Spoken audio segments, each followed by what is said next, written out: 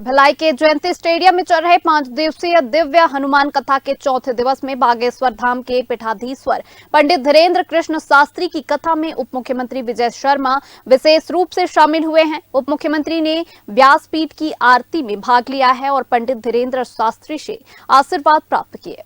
उप मुख्यमंत्री विजय शर्मा ने कहा है कि छत्तीसगढ़ की पावन धरती और राज्य सरकार की ओर से वे महाराज के चरणों में नमन और अभिनंदन करते हैं। पंडित धीरेन्द्र शास्त्री के छत्तीसगढ़ आगमन से समाज में सकारात्मक माहौल बनता है और लोगों में जागरूकता आती है। उन्होंने अपने अनुभव साझा करते हुए कहा कि वे महाराज के प्रवचनों में समाज से ऊंच नीच, भेदभाव और कुरीतियों को समाप्त करने का निरंतर प्रयास दिखाई देता है। उन्होंने कहा कि पंडित धीरेन्द्र शास्त्री समाज में समरसता, एकता और राष्ट्र निर्माण की भावना को मजबूत कर रहे हैं। विजय शर्मा ने नाम लिए बिना ही कांग्रेस नेताओं पर निशाना साधा है। उन्होंने कहा कि कुछ उटपटांग बात करने वालों को यह समझना होगा कि इतनी बड़ी जनता जिनके श्रद्धा के केंद्र पंडित धीरेन्द्र कृष्ण शास्त्री हैं, वे जब आना चाहेंगे छत्तीसगढ़, तब हम अपने कंधे में बिठाकर और अपने पलकों में बिठाकर उन्हें छत्तीसगढ़ लेकर आएंगे। यात्राओं में मैं गया हूँ, महाराज जी के पूर्व में छत्तीसगढ़ में आगमन हुए हैं, उन कार्यक्रमों में भी मैं रहा हूँ। मैंने करीब से सब कुछ देखा है।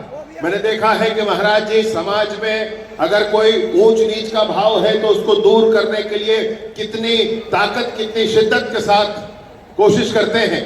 मैंने देखा है कि समाज में समरूपता आए, सब एक साथ मिलकर आगे बढ़े, हमारा समूचा देश आगे बढ़े, सनातनी मान बिंदु प्रतिष्ठित हो, इसके लिए महाराज जी प्राणपण से काम करते हैं। मैंने महाराज जी की यात्रा में महाराज जी के पैरों में छाले देखे हैं और उसके बाद भी उनकी गति नहीं रुकी है। इस बात को मैं देख कर आया हूँ। वहीं पंडित धीरेन्द्र कृष्ण शास्त्री ने मंच से कहा है कि विजय शर्मा ने ऐसे जवाब दिया है कि विरोधियों की छतरी भर गई। कई लोग कह रहे थे कि बाबा ऐसे क्यों आए, वैसे क्यों आए, लेकिन विजय शर्मा ने ऐसी बात कह दी है कि अब छत्तीसगढ़ वाले हमें ना भी बुलाए तो हम आएंगे। यह बात हम घोषणा पूर्वक तो नहीं कर रहे हैं, लेकिन आशा पूर्ण कर रहे हैं कि 31 मार्च तक छत्तीसगढ़ नक्सलवाद मुक्त होगा, यह पक्का है। कई लोग कह रहे थे कि बाबा ऐसे क्यों आए, वैसे क्यों आए।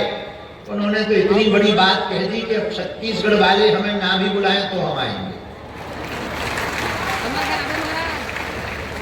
और हमें प्रसन्नता है, एक बात हम घोषणा पूर्वक तो नहीं कह रहे, पर आशा पूर्वक कह रहे, 31 मार्च तक छत्तीसगढ़ नक्सलवाद मुक्त होगा, ये पक्का है, तय है।